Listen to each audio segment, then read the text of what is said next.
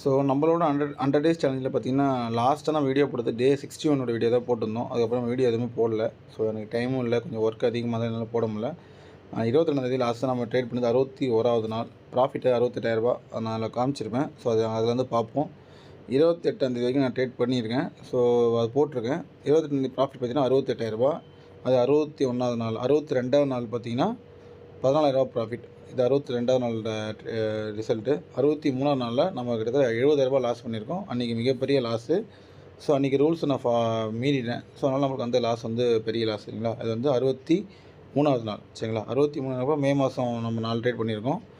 64வது நாள் பார்த்திங்கன்னா நம்மளுக்கு ப்ராஃபிட் வந்து 8,600 எல்லா ப்ரோக்கரேஜ்லாம் போக. 65வது நாள் பார்த்திங்கன்னா அந்த லாஸை ரெக்கவரி பண்ணிட்டோம் டோட்டலாக ஓகேங்களா. 61 ப்ராஃபிட்டு.